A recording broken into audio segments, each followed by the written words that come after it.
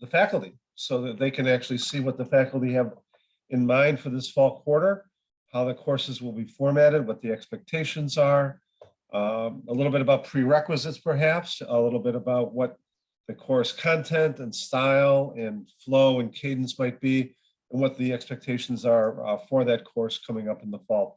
We actually haven't done this before. We've done other similar versions in person, but we've never actually done it with all of the fall faculty all at the same time and all online. So I think this is a bit of a first for us. I am recording this. And for those students who missed this, we will certainly be able to post this on YouTube and let them play it at their leisure.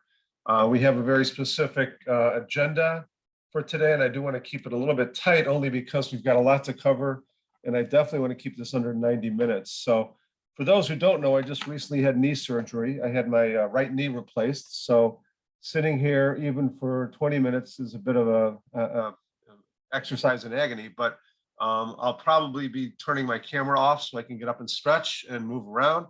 My physical therapist would probably mandate that I do it, but I think common sense would also mandate it as well.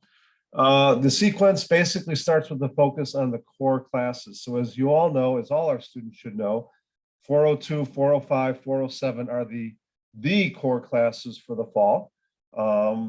We have additional ones in the winter and spring, but these are the fall offerings. I do recommend 402 for virtually all new incoming students. I suppose there might be an exception here or there, and we can certainly talk about it, but if you are a new incoming MEM student, you should definitely consider 402. Not just consider it, you should sign up for it, right? 407 is something that you should seriously consider if you have an inkling or an inclination towards analytics. 407 in my mind is foundational towards analytics. And of course, 405, fantastic course, but it is offered again later in the year. So this is something that if you need to schedule later in the year or in the fall, it's up to you. We will cover 412 with Professor Watson, 490 with Professor Julian Cheng, and then I'm teaching two classes, one in negotiations and one in tech strategy. For those who didn't realize this, the Burju Shah class is already posted on YouTube. He did a quick 7-minute video on what that class is like because he could not make this session today. Similarly with Professor Janice Mejia, whose course in 416 is offered this fall. There's a link on Canvas for you to access that as well. So without any further ado, let me make sure that I can make, I guess I want to make sure if there's any questions that people might have. I can certainly answer them now.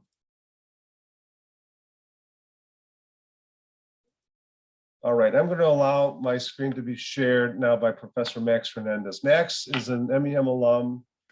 I'm not going to say what year, A, because I don't remember, and B, because it might be embarrassing.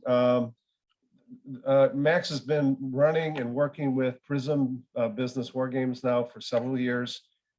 He's in the leadership team over there. He's an expert, in my mind, in business simulations. I think he's an expert, period, across the country, around the world.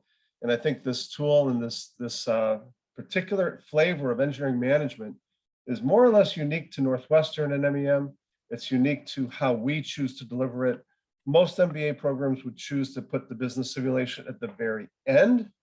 We flip the model and say, no, let's put it at the very beginning. Let's challenge our engineers to actually run a business with their innate knowledge as engineers, and then supplement that knowledge with the basics of business as they progress through the course, laying the foundation for the rest of the curriculum in MEM. So Max, I'll let you take it from here.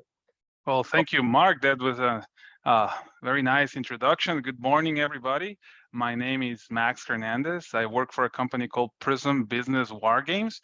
There, I help current leaders and future leaders improve their business and financial acumen, as Mark just said, using business simulations. And I do this for companies like Hershey, Harley Davidson, Milwaukee Tool. We also do it in the insurance industry, like Allstate Insurance, Farmers Insurance, in heavy equipment dealers like Komatsu dealerships, Bobcat dealerships. So some of these names might sound familiar to you. And so it's great to be here today. And I wanted to start by saying why MEM 402. And as Mark said, it's great to have these courses and introduction because we don't dig deep into all the topics, but we give you a good overview of a lot of things that you're going to see during the MEM program. So it's a nice way to start, and that's why we put it at the beginning. So I don't know how many of you know about Peter Drucker, but he's an academic. He was a Harvard Business School professor, wrote many books about business, finance, strategy. Now, he's considered by many the founder of modern management. And he said, only three things happen in organizations naturally, right? It happens friction, confusion, and underperformance. I'm just going to say that again. Only three things happen naturally in organizations: friction, confusion, and underperformance. And if my job and your job as leaders is to clear out any friction, to not allow any confusion to be in the organizations, and to drive great business performance. And that's what we're striving at MEM 402, is to help you as business leaders to make you have your companies behave unnaturally. Okay, and how do we do that? Well, we have a few objectives that we're gonna cover right now, and we have a unique methodology that Mark just gave us a good summary. So our audience is exactly what we're receiving here at MEM program, which is current and future leaders that want to enhance their business and financial acumen to help their companies have better business performance, okay? And so the first objective in our class is to build business acumen.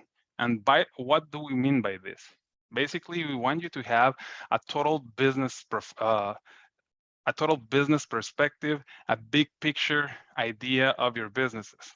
As engineers, you know, you go into your function and you understand what your job is and what you need to do, and you probably understand what's your role within your department. But sometimes we get in our own silos and we don't know where do we fit in the organization, how our decisions affect all the other areas of the business. So this course is going to help you build that big picture business perspective. How marketing affects production, how production may affect inventory and the factories that the company may have across the US or across the world. We also want you to start thinking strategically. Usually you may plan your day, maybe you'll plan your week. If you're really good, maybe you're planning your month, but rarely you get the opportunity to plan for a year, 2 years, 3 years, right? And you're going to be running your own company. And so you have to plan what are the outcomes that you want to see in 3 years from now, and what are the actions that you need to start taking today to do that. So you're going to be able to practice that. Definitely, we're going to talk about income statements, balance sheet, cash flow statements. Very important, because at some point you want to grow in your organization and you may have really cool ideas, very nice products, but if they don't bring money to the organization, and if you're not able to communicate how those affect positively the finances of your business, you're probably not going to get far in your pursuit of growing your organization. So speaking the language of business is a big focus of our class as well. And develop leadership and team skills. You are going to be randomly placed in a team, just like in the real world. You don't choose your team, but you have to learn how to work with them and how to do the best out of the team you're placed on. And we have experts discussing about leadership and teams and communication. So it's going to be very important for you to practice that as well. Methodology, I like to think of the class as a business laboratory where you learn by doing. Let me show you what I mean by this. We're going to break you down into teams, maybe around 6 to 7 teams. Each team is going to run their own company, a manufacturing company. You're going to be manufacturing vehicles. And each round of decisions represents a year. At the end of each year, we're going to be looking at your performance and how it compares against other teams in the industry. And at the end, the team that has the best performance is going to win the competition, is going to have a special prize that we announce during the class. And just to give you a quick idea of what we're going to be covering, I won't be teaching all all classes. And for sure, I won't be teaching like for 3 hours. I'll be speaking for an hour, maybe an hour and a half. We're going to have some discussions within the class, and we're going to have lab time in class for you to make those decisions as well. So that's how the nights are going to look. Then you're going to see me in the first 2 weeks discussing, the introduction of the class, business strategy. Then we have our team expert, Professor Gail Berger, talking to you about how to better work as a team, how to enhance your communications. Then Robin, the accounting expert of the class, is going to give you what I like to think the source code of financial statements. You need to learn a little bit of accounting, right, to have a better idea. So she's going to walk you through accounting for 2 weeks. Then you're back with me to talk about financial statements, KPIs. Then Professor Mark is going to guide you as to how to do better business presentations. And then we're going to close it out with 10K analysis and an earnings goals of your company. Okay, that's what that we have prepared for you in MEM 402. One last note that I want to have for this class is that some of you may take it during the night. We're going to offer 2 sections. And so if you take it from 6:30 to 9:30 p.m., it's going to be maybe what we're calling a proof of concept. Same topics, but the proof of concept comes when we have the Tech de Monterrey being involved. They are going to be teaching probably at least 50% of this class with us, and we're going to have Tech de Monterrey students. The class is going to be online, and you're going to be able to collaborate with other students in Monterrey and around. Have many locations in Mexico, and so they will bring some new topics that they want to introduce with us, and they're going to have other guest speakers. So there are limited spaces in that 6:30 to 9:30 class, so make sure if you're interested in trying that version of the class to request that with the MEN department. Okay, with that, Mark, I'll give it back to you. I'll only make a few extra comments if I can, and then maybe turn it over to the students for a quick Q&A. But the first one is, first of all, the evening section is usually reserved for part-time students. We're opening it up to part-time and full-time students, but we do need to make certain slots available. Part-time students are typically not available in the afternoon. So that makes it even a smaller section still. So literally the numbers are about something like a dozen, a little bit more than a dozen slots for the full-time students. So just first warning. So if you are interested in this, make sure you sign up early. This whole Tech de Monterrey, people are wondering, why are we doing this? Well, I'm trying to give our MEM students an exposure to globalism and globalization. The US's biggest trading partner is Mexico. It's clear now, it's been clear for years, and it's going to be clear for many, many years to come. Many new vehicle plants, for example, are being announced and under construction as we speak, and nearly all of them are in Mexico. So just recognize the tremendous economic wealth and opportunity and might that is represented in the country of Mexico. Tech de Monterrey is the premier institution, not just in Mexico, but in Central America and perhaps all of Central and South America, especially when it comes to technology and engineering. So very well-respected school, unbelievable alignment with our program. They teach MEM as well. They teach it at night. They teach it on the same dates that we teach it. I mean, it was just bizarre as we looked at the potential for synergy here. They are very receptive to working with us. They are working with us. And for students who might want some sort of a 1-week exposure or immersion into Mexico, we're working on having something available in December, which happens to be the coldest, one of the coldest times here in Chicago. I'm thinking Guadalajara campus. We're going to try to work out the details in the weeks ahead. But Max, I want to thank you for going out of your way to work with these folks and to make it possible. Very few collaborations like this, at least have existed in MEM in the past. So I wanted to bring this to this coming class this year. Any questions or comments?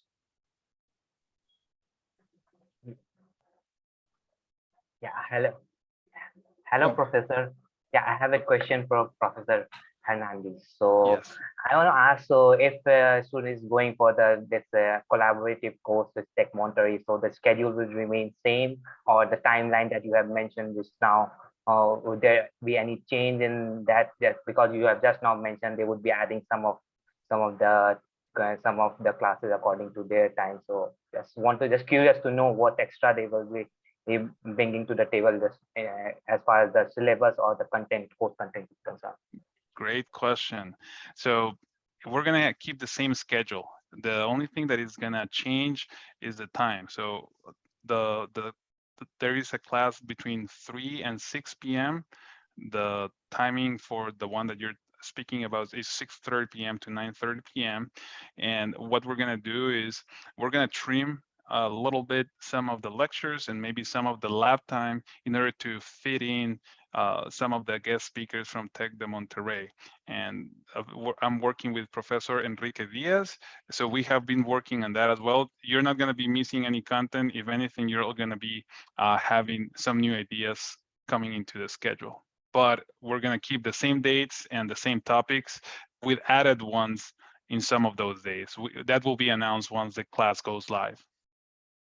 And one thing that I wanted to say, Mark, if you allow me, I love what Aditya just did. He just turned on the camera. I think it gives us as professors an opportunity to meet you and see you as well. So anybody that is there, it will be nice if you turn on your cameras as opposed to I'm just talking to my own camera here. And I'm pretty sure all the other professors here will feel the same. It will be, yeah, thank you for turning on your camera. It's great to meet you.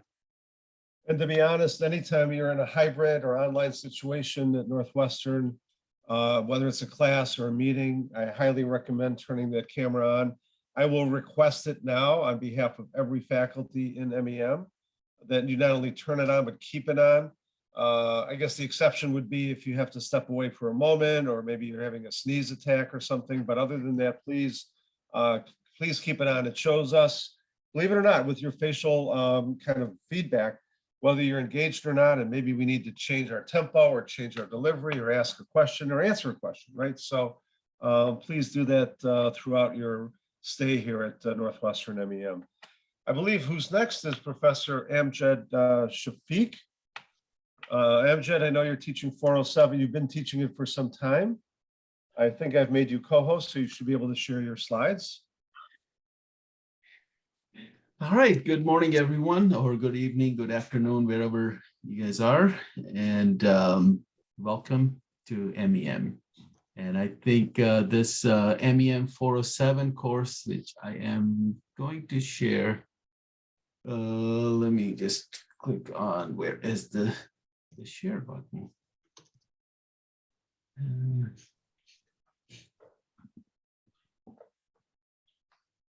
Okay, so I'm going to share my entire screen. Let's do this.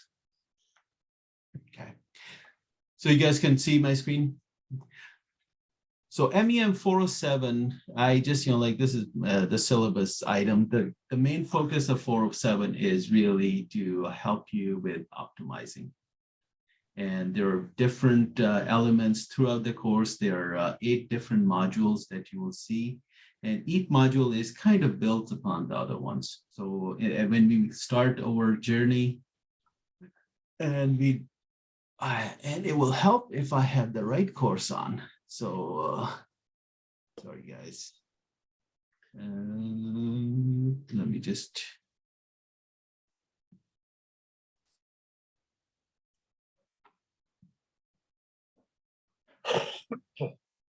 Hi, Mark, you know what? I probably need to skip and get my other computer on because this one does not have the 407. I just changed the computer and it only have 414. Can I come after this?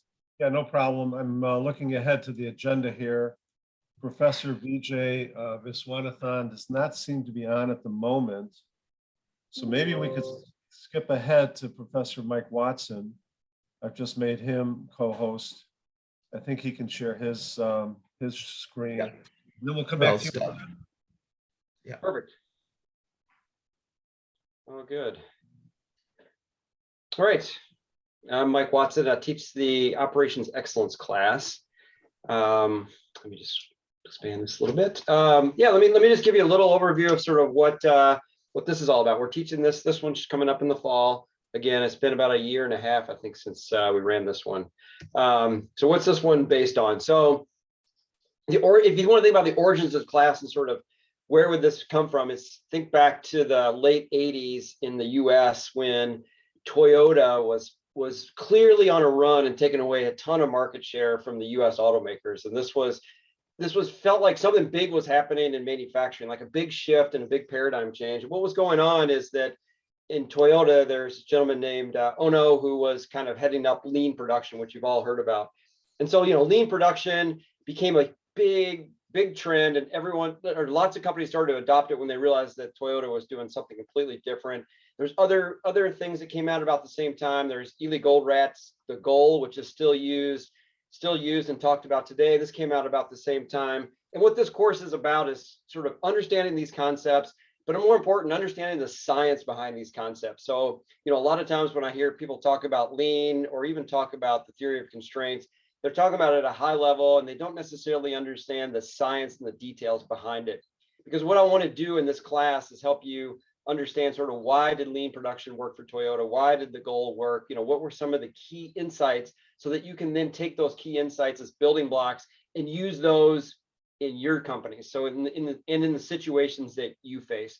So that's what we're going to, that's sort of the genesis of it, is like, what's the science behind better operations? And I put at the bottom that little note, it's like, a lot has changed and advanced in lean in the thinking, but I want you to understand those building blocks, and then we'll build upon that with some more, more advanced techniques that are still coming out to today.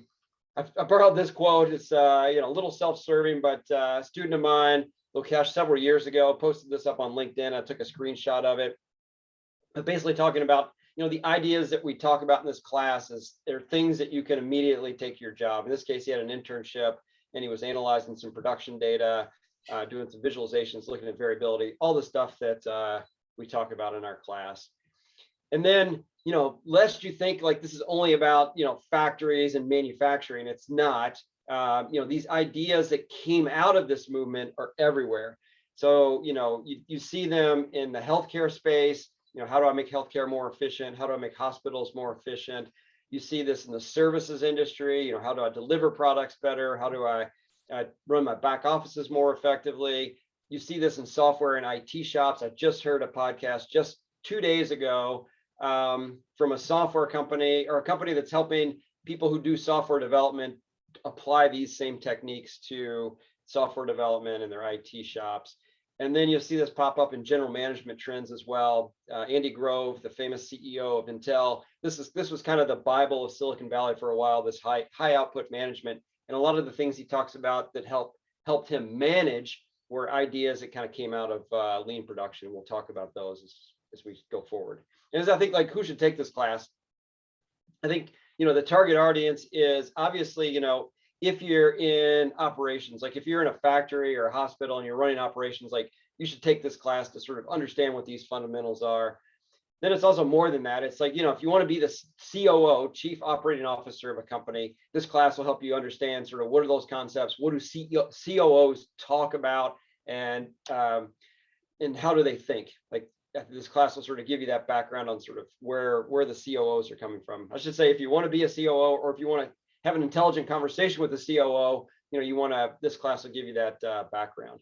But also it goes into software and product management. So, I've had lots of students through the class who've been in the software business or the product management business who like these ideas, could understand what these ideas meant, could understand and better talk to, the folks who actually had to operationalize this stuff and make it work. And then finally, I think these topics pop up in so many different management trends. I think it's good to have a sense of this to say, okay, this came from, this original school of thought from Toyota or from the theory of constraints, and it's now been applied in this new setting. So yeah, that's the operations excellence class. So I'll be happy to answer any questions. Would 407 be a prerequisite, or is it sufficient that students be taking it at the same time, or is it totally independent? Totally independent. So it's there is a little bit of technical stuff, but you don't need to have any background besides knowing how to use Excel and being comfortable with using a few equations. I mean, in many ways, you can frame this as a systems thinking class, right? Where you're looking at bottlenecks, you're looking at constraints, We hear all the time from senior people, with the rate limiting factor of this organization is X, right? And it seems to me like this is the type of topic that you would be discussing at length and investigating at length in this course. Exactly. It's big focus on the bottlenecks and how do you think about those, and how do you think about the variability in your organization, and how do you buffer for that. Yeah, exactly. It's a good systems thinking class. So if you aren't investing in the critical constraint within the organization, that means that whatever you are investing in is probably wasted effort, wasted money. And by ignoring the critical constraint, you're not really systematically expanding the capacity. This is a fundamental concern of most organizations. How do I expand the capacity of the company, of the process, of my production line, et cetera? So it seems like a fantastic course for virtually everyone. This podcast I was talking about, the gentleman on it was talking about, the theory of constraints, and exactly your point, Mark. And he said he was working with this organization that just had to make cuts, whatever their budget constraints were, they had to make cuts across all these different software projects and IT projects. And what they decided to do was take basically, one or two people out of each project, instead of sort of figuring out which are the most critical ones. And the guy doing the podcast said it exactly right. It's like, that is exactly the wrong thing to do. You weren't focusing on the bottlenecks. You are sort of keeping everything going just a little bit less than you were before, which is not an efficient way to do it. So we'll cover those kinds of concepts. So I think the example that's being asked for by Prakar is, how does this course help software and project management or product management industry? I think you kind of gave that example here, right? Right. So if you think about software product management, it's very much conceptually like a factory. Like, you have inputs that go in, you have resources that are constrained, you have different types of projects. Things take different amounts of time. You have to figure out, how do you prioritize that, and how do you figure out, what's more important and what's less important. So it's the same kind of concepts. Of course, they're tweaked a little. They're not the same as Toyota would implement them, but it's the same ideas. And I do see this in a lot of software shops. People that don't do any manufacturing at all, I see signs up on their walls talking about, concepts that came from lean or theory of constraints. And I think if you understand these concepts better, you'll understand sort of where these ideas come from. I see a hand up from Renath. Renath, did you have a question? Yeah. Hi, Professor. So what would be the method of teaching here? So it's a combination of, we do some lectures, so it's lectures and in-class exercise and class discussion. And I try to break up the 3 hours so that, we're actually doing something, playing around with the spreadsheet to see some idea, or we open it up to a big class discussion on some topic that we're all into. So I try to mix it up, keep it interesting for the 3 hours. Okay, great. Thank you.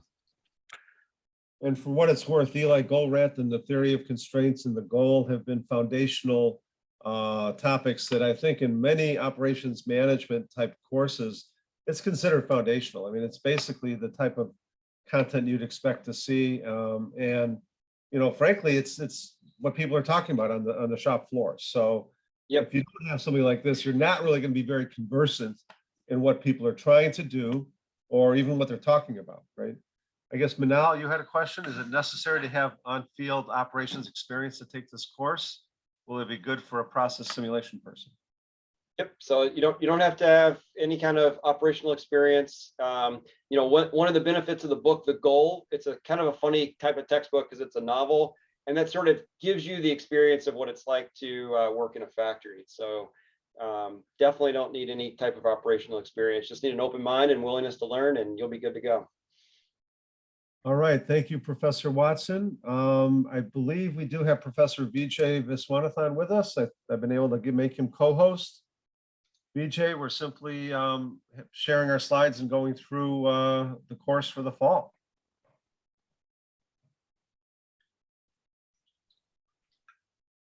Yeah, just trying to find my unmute button. Too many windows. So anyway, good morning, all of you. Hope all of you are doing well. Really interesting session. I should take that operational excellence class. Oh my goodness, sounds great. More than welcome. More than welcome. You're going to want to I always wanted to know the theory of constraints and where it originated from. So wow, all right. I've learned something this morning, so it's been good. All right, so I'm just going to talk about MEM 405, which is marketing issues for engineers.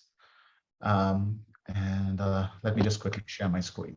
All right. So, all right. So if you can see my screen right now, it looks like a blank slate, which is what pretty much this course is. You can make it what you want it to be. I know students in this class really come from varying backgrounds, right? Some of you are in the tech space, some of you are trying to become product managers, and some of them product marketers. So, so this course is pretty broad, and there are a few people in this session who have taken my class. So feel free to talk to your classmates. I think the intended audience here is really people who want to know how a marketing strategy is crafted. So, there's a method to the madness. So when you're trying to scan the external environment, or what we call the macro factors, how does that work in tandem with what's going on within the organization, right? So who are your customers? What are your capabilities? What are your resources? And so how do you really match the two together as you create a marketing strategy? So for this, I would say what's really essential is, an interest in business and how business works. And so if you want to, extend your knowledge beyond technology and really understand business, I think this would be a good course. We do get into quite a bit into marketing metrics. There's no strategy without some quantitative analysis or clear goals and objectives. So it's really important to know how the numbers and your strategy sort of, come together. Sometimes the numbers drive the strategy, and then the strategy drives numbers, which tells you whether you're on the right path or not. So that quantitative aspect is critical. But just to clarify, there's no coding. This is not a coding class by any means, right? Okay. And then in the past, what I've heard is that students are either keen to make a shift to product marketing, or they work very closely with product marketers. So you're managing maybe the technology, or you're doing product management, and you want to know how does product marketing and product management sort of, work together. So if you're interested in the marketing side of products, then, this would be, again, a relevant course for you. Again, feel free to stop me anytime. All right, I've just got 3 sections here. The format of the course is that the first couple of weeks, we really get deep into how do you really create a strategic plan. There are very clear components of a strategic plan. It's not like, I suddenly start drafting my strategy and show it to my boss. There's a very clear rubric. There's a clear structure. There are frameworks. And so it's really important to understand how do you use these frameworks to either identify opportunities, or frameworks that tell you what are your strengths and weaknesses, or what I call superpowers or moats, and then how do you really, identify, how you want to execute those strategies in the marketplace. This courses will have 4 sort of, I would say, medium to heavy cases. Each case study will be from the Harvard Business School side. Will be about 15 to 30 pages, right? So it's not light reading, but so there'll be a fair amount of reading and preparation before you come to class. And so I see 4 case studies, but we will cover a range of industries. We'll start off from something from a product category that you know nothing about, so there are no inherent biases. And then we get a little bit more into the world of digital, and then we'll move into what we call digital first brands, and then look at the role of marketing technology. So that's how the case studies will move on. And it's really important to understand the concept of customer centricity. A lot of people say customer obsession or putting the customer at the center. Often those things don't really mean a lot to me if you don't have a strategy that's focused on driving, say, customer experience, and how you're looking at metrics like customer lifetime value. So again, the use of metrics in your strategy is critical right here. From a workload point of view, there's really no final project, right? So this is not a backloaded course, but through the course of the quarter, you can expect there will be constant, formative as well as summative assessments going on. The quizzes are what I consider more formative assessments. Are you understanding the concepts? It'll be like a mix of multiple choice questions. And then, the case studies are a little bit more on the summative side. So, are you understanding how these set of concepts come together? And so that's where the case studies play an important role. And I have 4 case studies with increasing weight. So I know the first case study, I nitpick, I try to point out faults, or I try to give you a clear sense of what you could do better. So that has the least weight. We start off with 10% and then move on up to 15% for the 4th case study.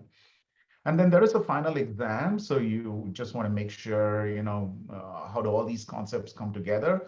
It's really important to attend class. It's important to be involved in the class discussions. I've noticed that students who find their voice and express themselves tend to do better in the exams because they have a better understanding of the concepts. Students who are a little bit more reticent to speak up and stay at the back, I see that they normally, tend to do a little, not at the top when it comes to the final exam, right? So those are the three sort of broad evaluation components that I have for this class. Okay, let me stop talking, and if you all have any questions, I'm happy to take them. So for what it's Yeah. go ahead. Go ahead. Sorry. Hi, Professor. This is Shreya. So I was also interested in the MEM 490 Marketing Analytics class, and I just wanted to understand if there's any overlap between 405 and 490, and how 490 would be relevant for the product management career. Yeah, 490 is more of a spring class, and we just finished that.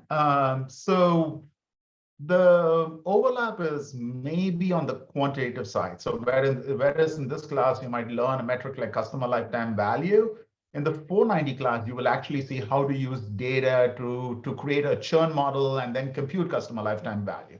But that's not the objective of this class. So maybe on the quantitative side, there might be a few overlapping concepts. But the two courses are taught very differently. 490 is more like a lab workshop style with data. You're working on R and coding away, or working on a software called Radiant that makes coding a lot easier. But this is much more, conceptual, strategic thinking, case study oriented. Okay, thank you, Professor. Thank you so So much. let me build on that, Vijay. What kind of coding skills would you suggest students work on if they wanted to take your 490 in the spring? I think just start learning the basics of R. Again, in my class, I use a front end for R Studio called Radiant. So it's really not necessary to code. It's like drop down windows. You choose your dependent variable, you choose your independent variable, and press a button, run, and it'll execute for you. So I don't really expect you to have any hard coding skills. But I think for the 490 class, what I would urge you to start reading is a little bit on what is an attribution model, what goes on in an attribution model, what are the basics of regression. So if you know the basic concepts there, then the application and the use cases get a lot easier. So just read up a little bit on the world of analytics. Got it. I think Aditya has a question, and then we'll move to Professor Amjad Shafiq, following that with Professor Corey Soros. So Aditya, go ahead. Hi, Professor. Yeah. Hello, Professor. So I have just a small question, and my one question is already answered by you regarding the prerequisites. So other one is like, when I went through the course curriculum available on the MEM website, it mentioned that it doesn't mention anything about the final exam. So is it a written and interim type examination? Is it a written examination, or is it just a class evaluation kind of thing? No, yeah, I alternate between a final exam and a simulation every year. So this year I'm going with the final exam. So it's going to be like a quick multiple choice, it'll take maybe about multiple choice and what I call mini cases. There'll be 2 mini cases.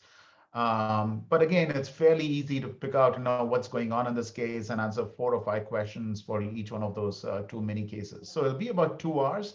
We'll do it in final exam week. It's a take-home exam, and it should be fairly, straightforward if you've been attending class.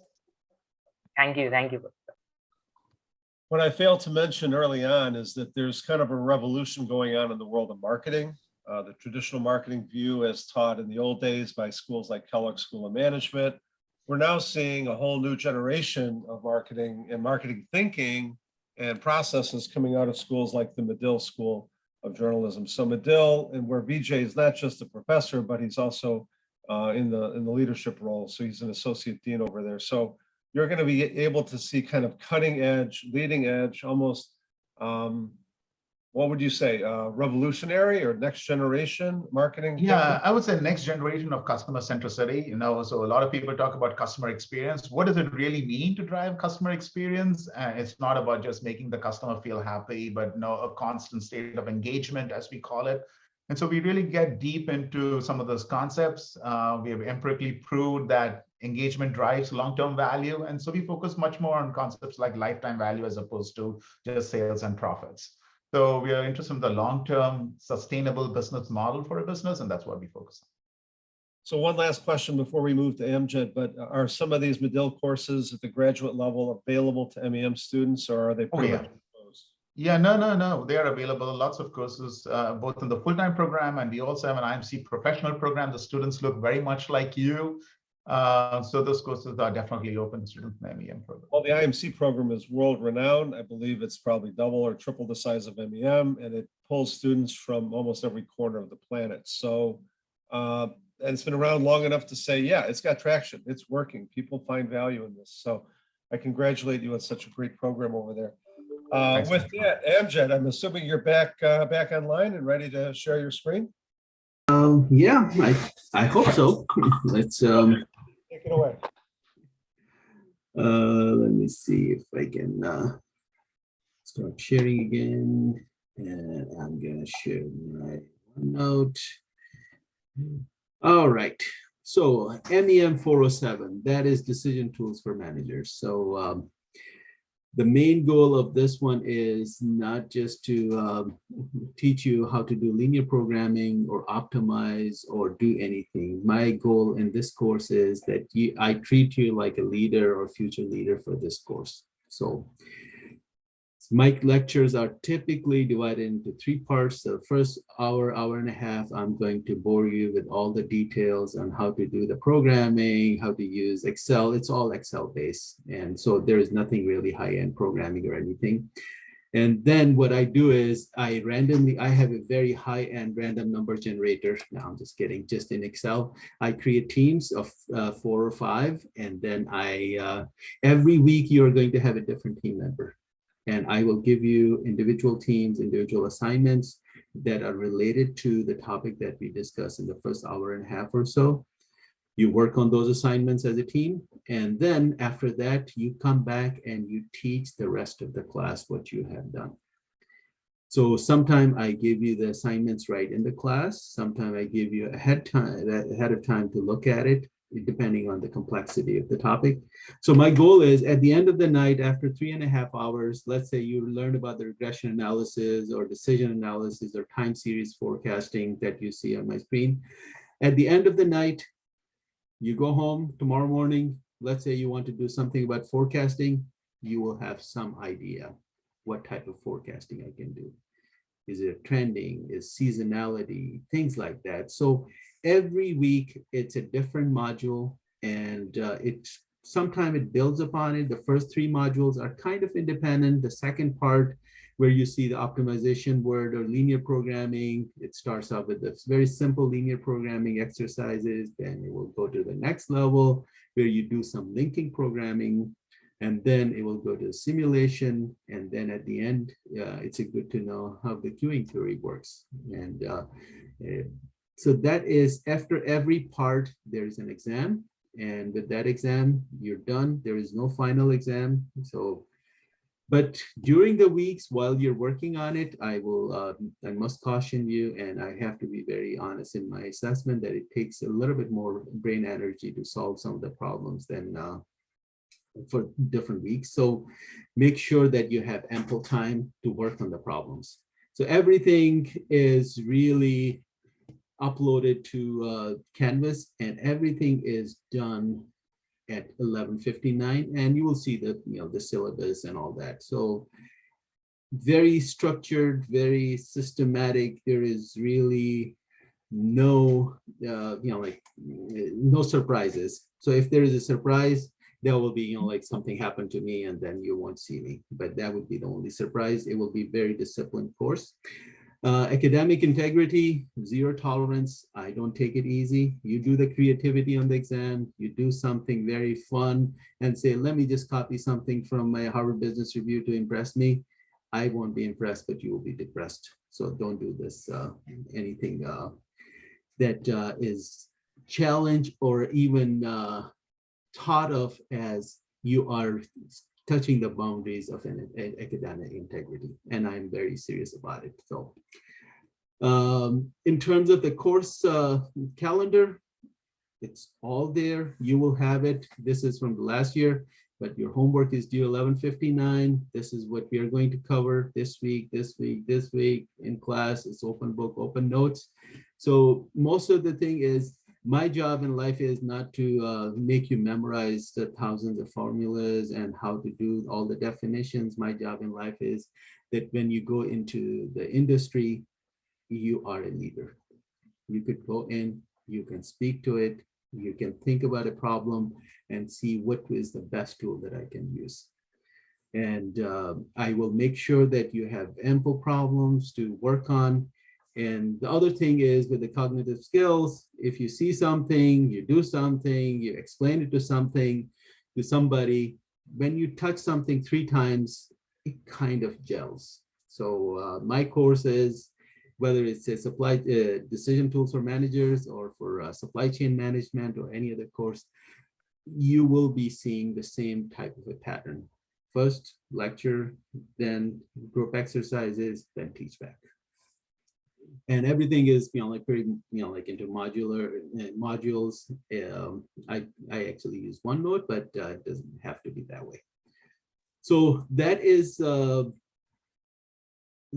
if there's anything that I need to know, that will help you based on, like personal needs, I am very open to it. My classes are in, like I will prefer to have you all in person, but for any reason, if you cannot, I need to know ahead of time. And if you feel that you cannot attend more than one class, I would recommend that it will be scheduled at a time when you can personally attend the class. So Mark, that is really kind of the outline for the course. Anything that I should be covering or that I missed?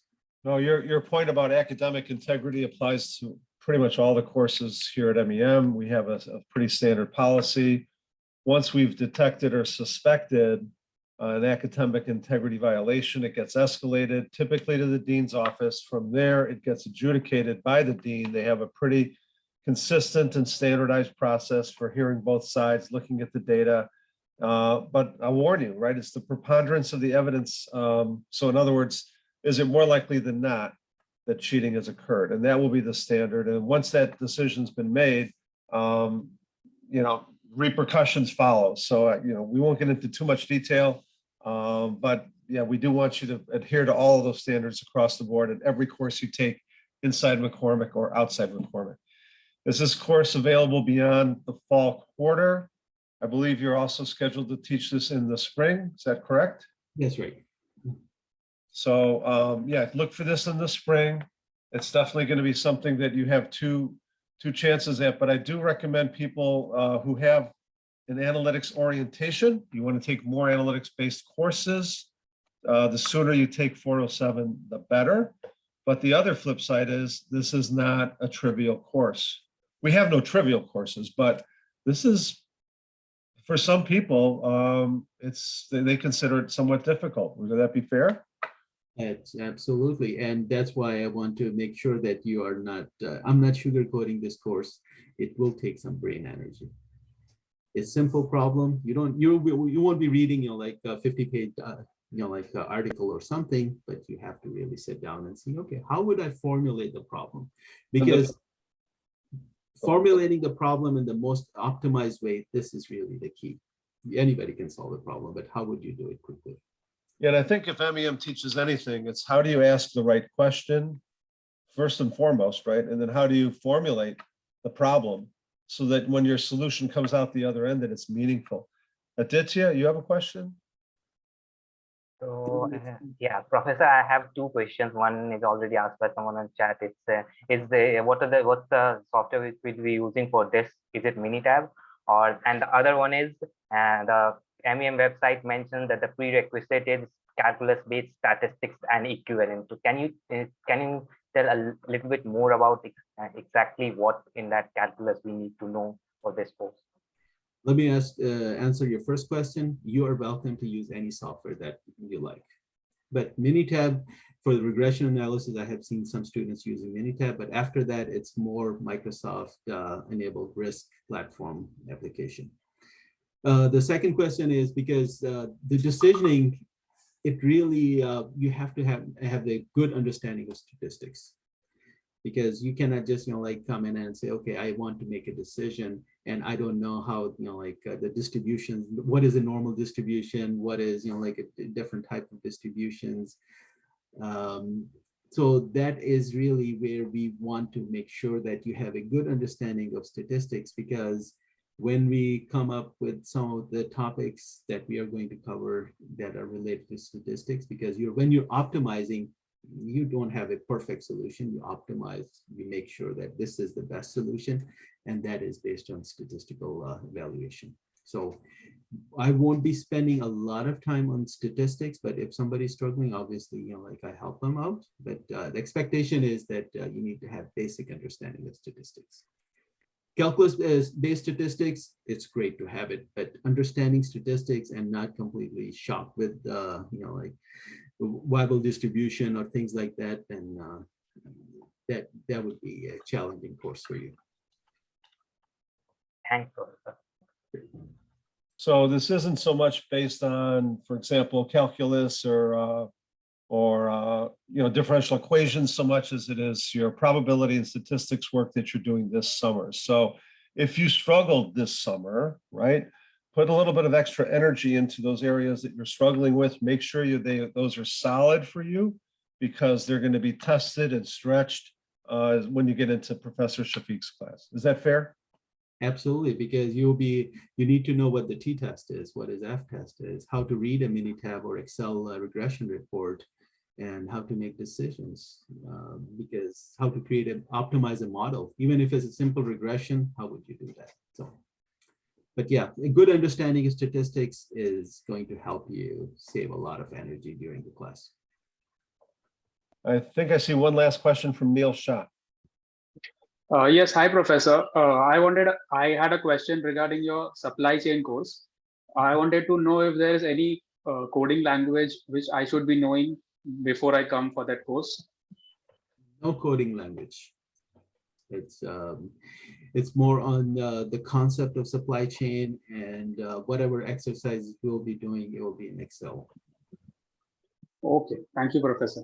Sure. I guess as we're talking about coding languages, I don't know, Professor Mike Watson, I think you're teaching managerial analytics later in the year. Is there something students should be preparing if they're going to take that class in terms of coding skills? We do use some Python in that class. So I would, if you can pick up a little bit of Python, if you pick up R, I think you can easily pick up enough Python for our class. It's not a programming class, but Python would be the preferred choice. If you have a choice this summer, plow into Python. It won't hurt you in long term anyway. So I'm in the process of posting the Datacamp credentials for people. So I know people have been asking, hey, I want to get access to Datacamp. You mentioned this earlier last month. Absolutely. We will make it available to all students in MEM at no cost to you, not just throughout the summer, but into the fall. And in fact, I think you'll have full access for something like 10 or 12 months. So you'll have access to it. We're just working on getting those credentials posted for you. I do want to mention the calendar before we go to Professor Soros. And I think, Professor Soros, we've got you as a co-host. The schedule for the fall, obviously on Monday nights and Monday afternoons, we'll be teaching 402. 405 is offered on Tuesday evenings, 407 on Thursday evenings, 412, Operations Excellence is on Wednesday evenings, and Business Process Change 416, Professor Mejia's class is also on Thursday evenings.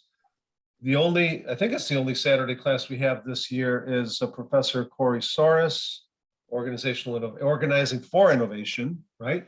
MEM 420. I'll let you take it away from here. Saturday mornings. Hey, thank you. Saturday mornings, I'm working stiff, and I actually, let's share here. I'm actually working between Tampa and Chicago. So I appreciate everybody taking the time for the introduction. So this is a really exciting class from my perspective. Sorry about that. I'm the SVP and Chief Innovation Officer at Masonite. I've got history in a few different, what I would consider to be innovative, high product vitality manufacturing companies in my past. You don't need to be a manufacturer to be an innovator. There's a lot of innovation in services. As you'll see in the discussions we'll have, that can happen with the use of things like IoT, thinking about varying ways to shift from physical goods to digital goods. And that's happened all around us in the marketplace. So from that perspective, this class really is around thinking about growth for companies generally. Innovation is definitely something that's a learnable skill. I can tell you, I went to undergrad as an accountant and spent some time in a startup that focused on intellectual property and technology transfer, and met some really fascinating people that had the capability to invent prolifically. So with that in mind, the benefit of this class will be to focus on you all looking to seek to be a rising CTO or a rising product leader with a view towards not just you being the entrepreneur, the technology expert who creates the new thing to go to the market. This will help with those frameworks, but really the focus of the class thinks about you being in an enterprise and sponsoring innovation at scale. Organizations typically over time are created because they have a great initiating idea that's unique and different. The real point of an organization over time is to be vital and to have vitality. That vitality is critically important. Typically, it's measured as new product sales over existing sales in a company. Those new product sales need to have a genesis and a capability in the organization. That capability needs to be continuous. And you as emerging leaders from a management standpoint need to identify, down select, and then move towards the marketplace interesting, novel, profitable ideas. So while we'll talk about this concept in theory, we're also going to turn around and do these specific techniques. So the class is structured in a way where you're going to be both hands-on individually from a brainstorming, ecosystem mapping, a voice of customer standpoint, and then pivoting that over and focusing on the down selection process as a management team. So the structure of the class is really to get your hands on the idea of what innovation strategy looks like. Different than invention. You're not inventing things, you're actually in the process of creating end user and channel oriented value propositions. And the tool sets with that, you'll actually come out of the class with specific tools, Excel sheets that have frameworks on down selection. You're going to be given specific examples of what an ecosystem map looks like in an emerging world where there are a wide variety of players and not just one partner that you usually work with in the value chain. And then most critically, in the end of the class gets to this, is the idea of thinking about what it looks like when you have a team of people who have a large number of ideas and a robust top of funnel process for innovation, and how you think about then picking the winners. And innovation very much is about picking the winners. So what you need to do is then decide as an organization, and we heard this in some of the other classes, how do you then manage a portfolio for growth? So what you're going to see in the format of the class is going to be a mix of theoretical presentations on the concepts. We'll have some guest speakers, both live and then also some videos of some of the people that I've learned from that are great at the innovation process. And we'll talk about that, like what makes those people really successful in their capability of doing that. You'll have a chance to engage with some of them. And then we'll also do application of these tool sets. You'll do some of that in class. The final builds up on a down selection process where a piloted company that is being used for a case study has grown into its first wave of success off of a first product line and is now looking at new and different ways to grow. And you as a management team and again, random groups that you don't get to pick will have the opportunity to collaborate with other team members and talk about what it looks like to build a growth agenda and use the tools on thinking about things like engineering feasibility, profitability, and voice of customer to actually then come to a point of view on guiding the company on what the growth agenda should look like. Specifically, what that looks like is discussions around the idea of what invention versus innovation look like, what the true north is in innovation. It's really the voice of the customer and going through the process of actually collecting insights. We as engineers and technologists can get very excited about the technology, but it needs to be applied against use cases. So we'll spend some time on that. It's really an interesting and new and different world from an ecosystem standpoint. So we're going to talk micro about product solutions and then how products and services expand into a broader universe from an ecosystem standpoint. Most companies that have a level of vitality to them then have an innovation portfolio. So then we'll get into the process of shifting from thinking about kind of where the company sits in its ecosystem to how the company starts to manage its footprint against that. So then as we shift over to the specific process, you're going to see some fuzzy front end techniques. You're actually, I'm really excited about this, going to go through and do a brainstorm exercise. I actually worked with a company a while back that talked about the fact that innovation is really about quantity, and then down selections are about quality. And you get your quality from quantity. So you're going to spend an hour and just drain your brain out with all the ideas in a given area, which I think will be fun, but also be informative of the fact that anybody can be an innovator in most areas if you have the right problem statements. We'll talk about the phase gate process. I've worked at a few different companies with a few examples. I'll also bring in some other people to talk about that. Agile processes as well, this idea of waterfall versus agile. And then we're going to get into the case study piece of this. So the case study will kick in the back third of the class, and you will start applying tools about how to think about what it looks like to down select for the process. So I'm really excited. This is my first shot here. I'm a former Kellogg alum, and I won't say what year I graduated either. But I think there are a lot of things that we get to do together in the context of thinking about being a visionary CTO that sponsors innovation on a continuous scale. So with that, if there's any questions, I'm more than happy to answer them. Thank you, Professor Soros. I often tell students that this is the kind of course that will have value for you, not just when you graduate, but probably for years thereafter as people climb the ladder of success inside their organization. They're going to be seeing issues of innovation. How do you balance innovation with optimization? How do you balance the need to bring new technologies, new products, new solutions, new innovations into the organization, and at the same time stabilize the organization with continuous improvement, right? Any comments on that in terms of, do you cover that kind of, how do you balance that in a typical organization?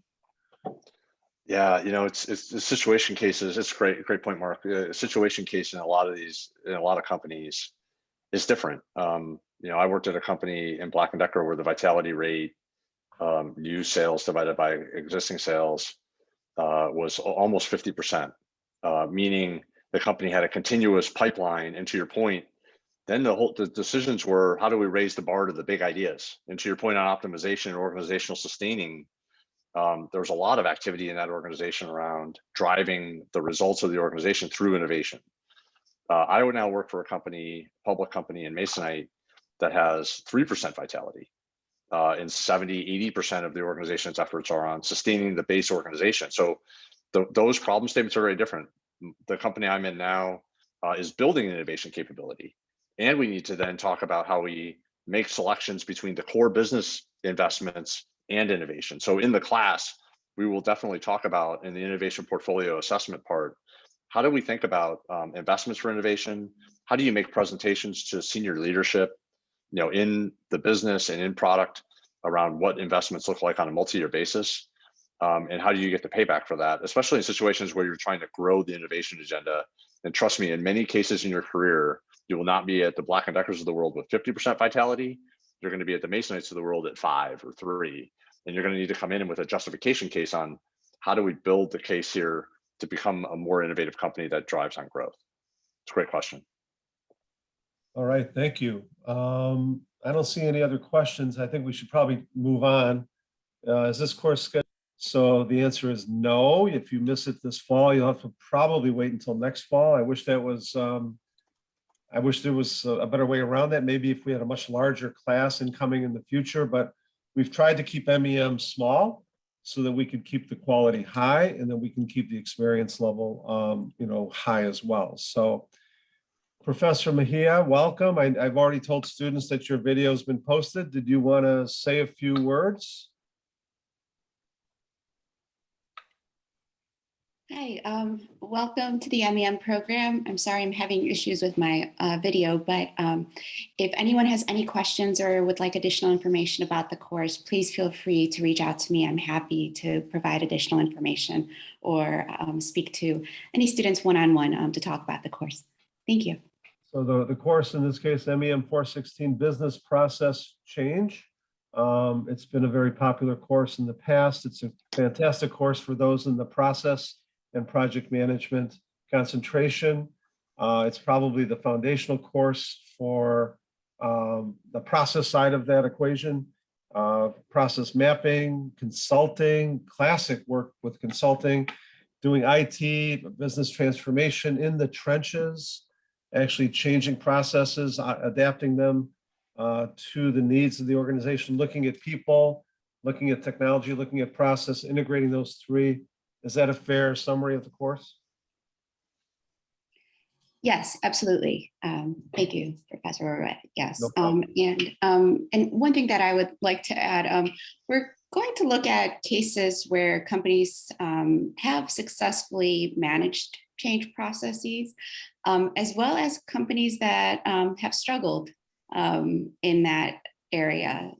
So I do think that learning from failure is just as important as learning from success stories. So I hope that the cases provide really fruitful discussions in classes as well. And that's a great point. In fact, that's a consistent theme, I think, across of MEM and engineering programs in particular. We know engineers learn from failure. Typical MBA programs don't focus on failure, so they want you to pattern after somebody else's success. We instead want you to be able to dissect failure, to understand the root cause, and try to address that root cause. And I think this is one great example of such a course. So thank you, Professor Mejia. With that, unless there's questions, I am going to share my screen for the two courses. I'll start with the 490 course. I want to also introduce my co-teacher for this course and a new instructor for MEM, as well as an MEM alum, somebody who I've worked with for many years in different contexts, mostly entrepreneurship, Professor Ian Weiss, who's also the CEO of his own company, and he's also CTO of a different company. And frankly, all of these have kind of resulted from his time here in MEM. So Professor Weiss, did you want to say a few words? I'm thrilled to be here. I'm kind of far removed from the academic side of the equation. I'm more the boots on the ground side of the equation, but I continuously find myself in positions to be exposed to emerging and innovative technologies that desperately struggle for commercialization strategies and overall technology strategies. I think if I had to make a list, I think Mark and I sat down and made a list of 7 or 8 different technologies that I've touched recently that would be very interesting to the class. A few in particular in the hard tech space, so big industrial equipment side of things, not as much on the digital programming app development side. But I believe strongly that we're going to see a resurgence in manufacturing in the US. We're in the middle of it right now, and we're going to need more and more innovative hard tech solutions in order to continue our growth in that area. So that's what I'm looking to bring to the course. You'll all have to forgive me. This is, as Mark mentioned, my first time being a faculty member as part of the program. So I'll be doing just as much learning, if not more so than you all. So bear with me as I get my feet under me.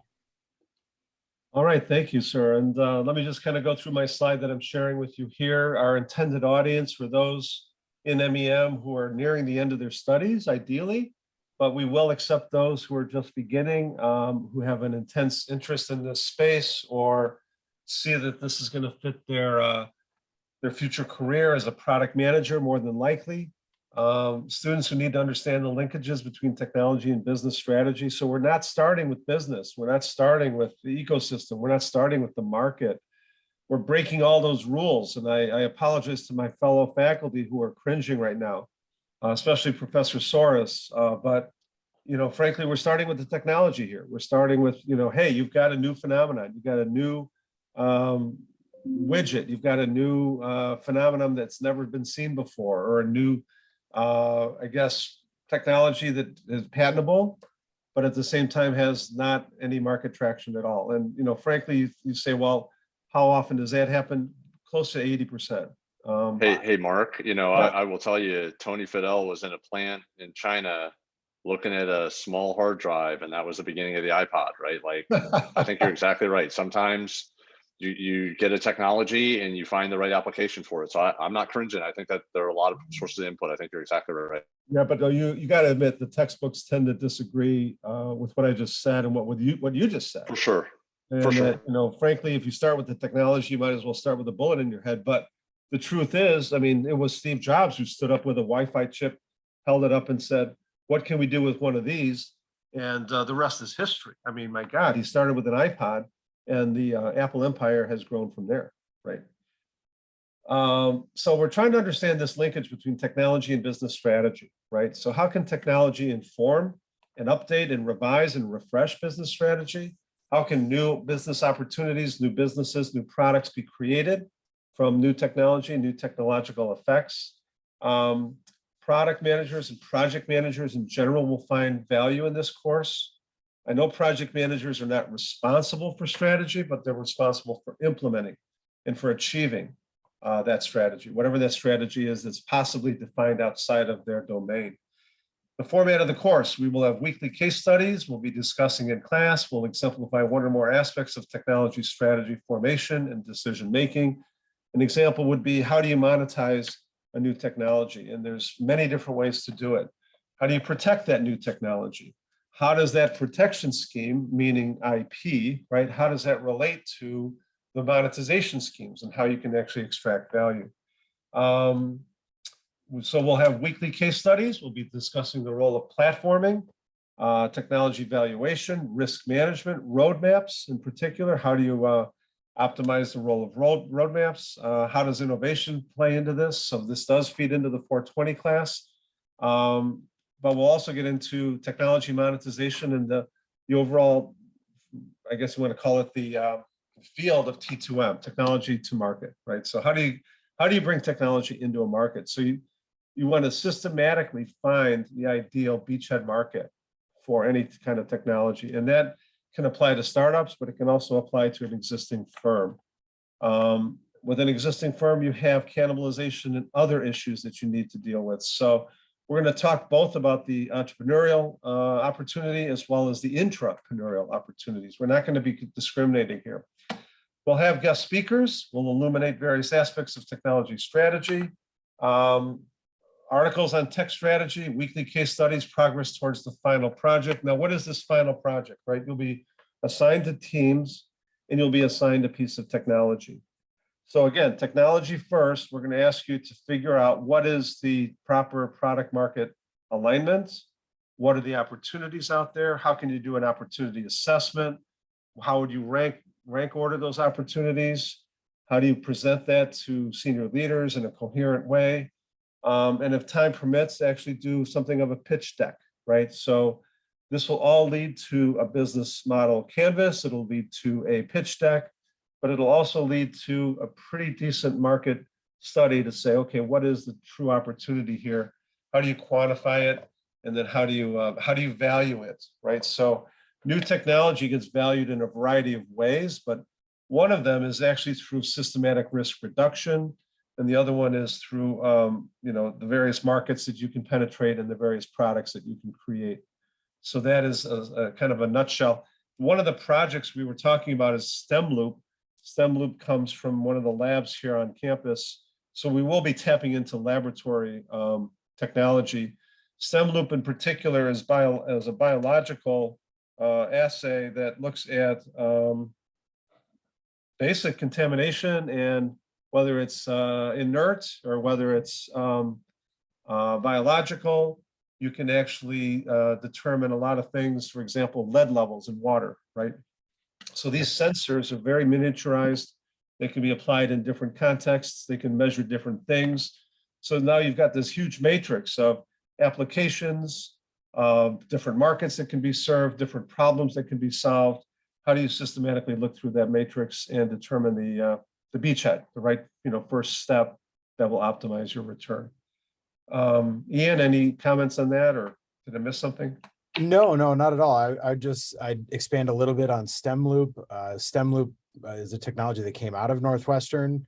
I'm friends with the gentleman who's spearheading that effort. It is a cell-free biological sensor that can be genetically programmed to look for basically anything. So when you've got this new thing that can look for anything, what do you look for first? And believe it or not, that's one of the most important questions in all of innovation is, where do you start? Because if you pick the wrong place to start, you're more likely to die on the vine than not.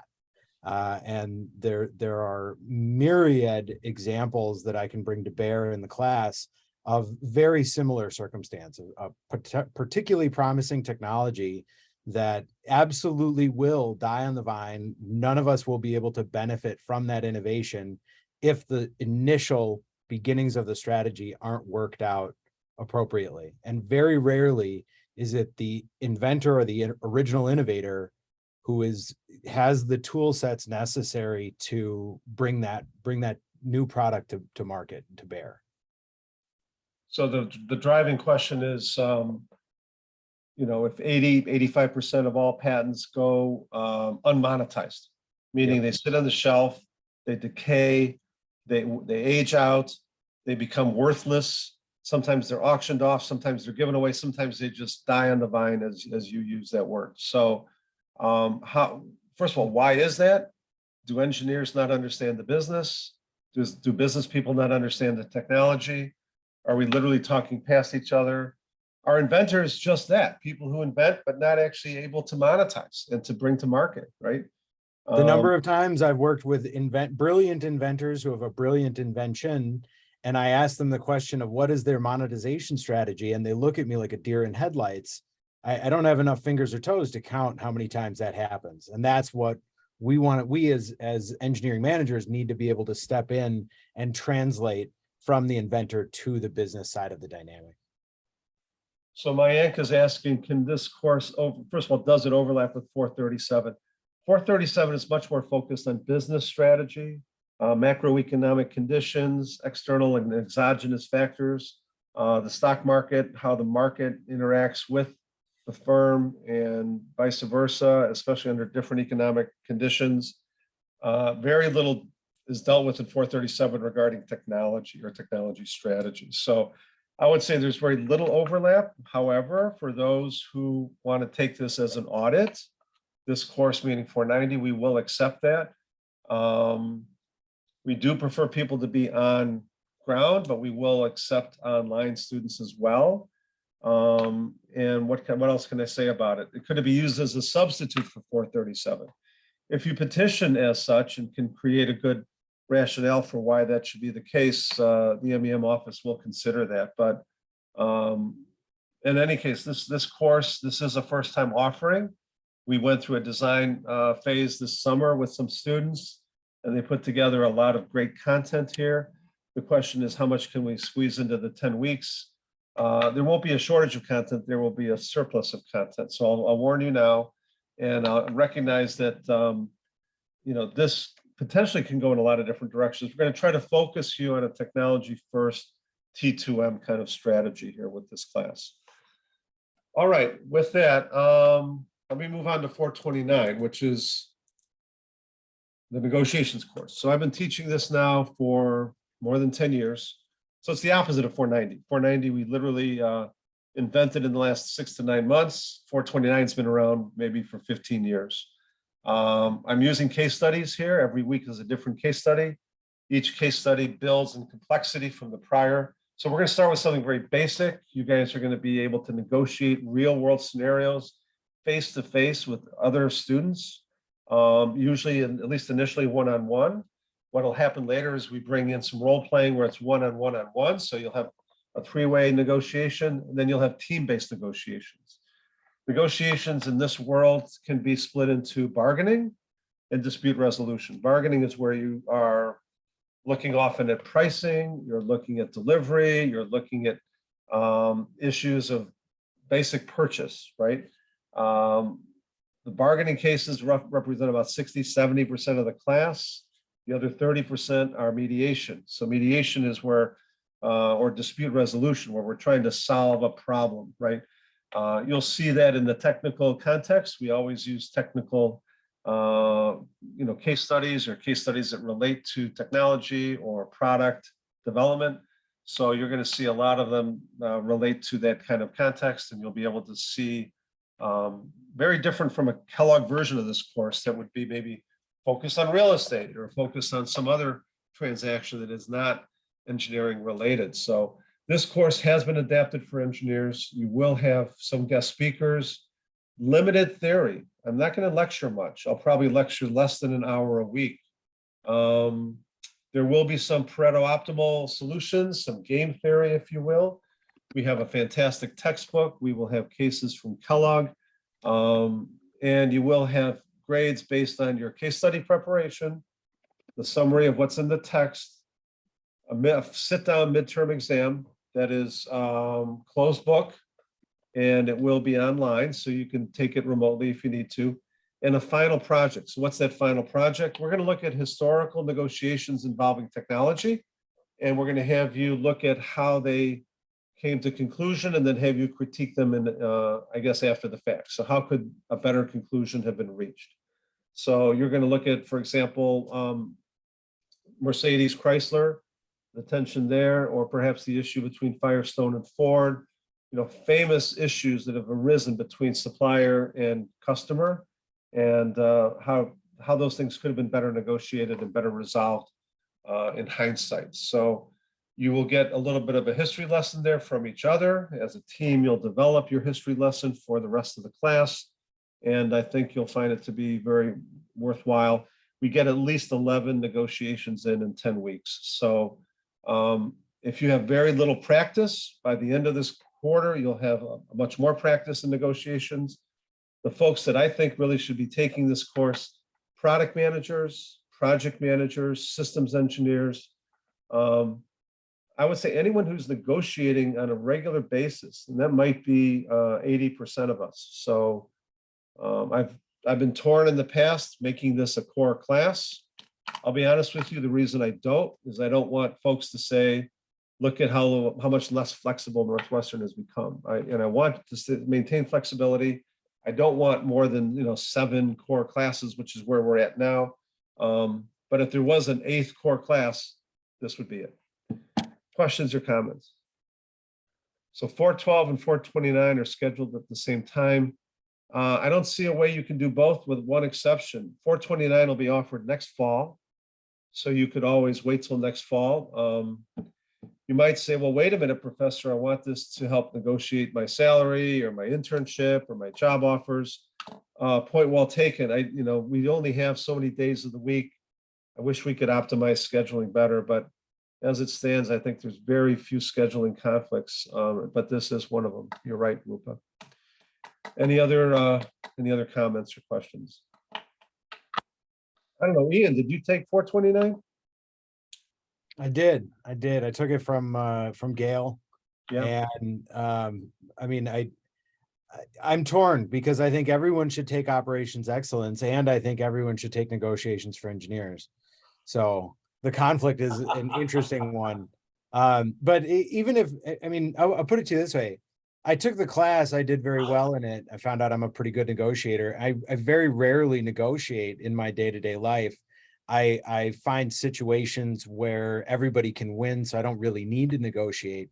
But the elements of human psychology that it exposes you to, and the underlying dynamics that are driving most negotiations are extraordinarily valuable, even if you're not negotiating on a day-to-day basis. Just to understand that those dynamics exist and to how to potentially leverage them to your advantage is very powerful. And it's funny, you say that you don't negotiate, but you're a CEO of a company and you're a CTO of another company. So my guess is you probably negotiate far more than you realize. And the fact that you're looking for win-win, tells me that you did very well in that class, because that was the in essence of the takeaway of the class is, win-win across the board. If you're doing it right, negotiations feels like you're not negotiating, right? True. Any other questions or comments? I know we're almost at the end of our time together. I think we've got virtually everybody here, and virtually everyone has their cameras off. So that's not a good sign. I will say this, this has been recorded, so we will post it on YouTube. If you missed a portion of it, or if your friends missed any of it at all, we can certainly make it available to your fellow MEM students. If you want, we can do this again in the winter quarter. I'd like your feedback on that. Anyone who needs to meet with me on curriculum planning, I have posted in the chat a link for my Calendly account, so you can certainly set up 30 minutes with me. I'm hoping that many of your questions have been answered here in terms of what you should take in the fall, what you should not take in the fall, what fits or doesn't fit within your curriculum plan, and also get a sense of who the faculty is and maybe listen to them, face to face. And I think there's also a benefit for the faculty to hear from each other, to see, okay, what's covered in other classes and how can they, leverage that content as well. So with that, I will drop us off from here unless there's any last minute comments or questions. Faculty, anything from you? Students? All right, I don't see any hands. Professor, I have a question, sir. Sure. So there are a couple of courses which are overlapping on the same day. So is it wise to take two courses which are on same day but not on same time? So because I am planning for trying to take 4 credits on the fall, so that's why I just want to make sure if I'm taking 2 courses on the same day, that's not exacting a heavy toll on my curriculum or I'm not able to complete it. You obviously can't take it if it's at the same time, right? So I think, any kind of schedule conflict, you're going to have to make a decision as to what your priorities are. We tried to align the schedule based on the areas of concentration, so that if you are project and process management, we don't have too much conflict for you. Those who have not decided or who have multiple interest areas, right, will probably find the most conflict in our schedule. So I apologize up front. We only have a certain number of nights per week. We have a very narrow window of time, 6:30 to 9:30. So hopefully we can work those things out. If you want to make an assumption about scheduling for next year in the fall, it should look very similar to this year's schedule. So if you're wondering, will 416 be offered next year? More than likely, yes. More than likely in the fall. The same will be for 420. The same will be for every fall offering for this year. We should see its corollary for next year. So if that's any consolation for you, if you're missing it this time around, and if you're on the, should we call it the 5-quarter program, right? It's not technically 5 quarters because you're going to be here fall, winter, spring, and then next fall, then you can pick it up in the fall of 23. All right. Thanks. Okay, with that, I will let you guys go. Thanks for sticking with us. And I also want to thank the faculty. Great job, guys. I will post all this on YouTube, and I appreciate your time today. Take care. Thanks, everyone. Bye-bye. Thank you, Professor.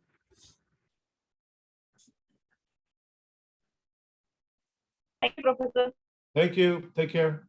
Thank you, Professor. Bye-bye. Thank you, Professor. Take Thank care. you. See you later.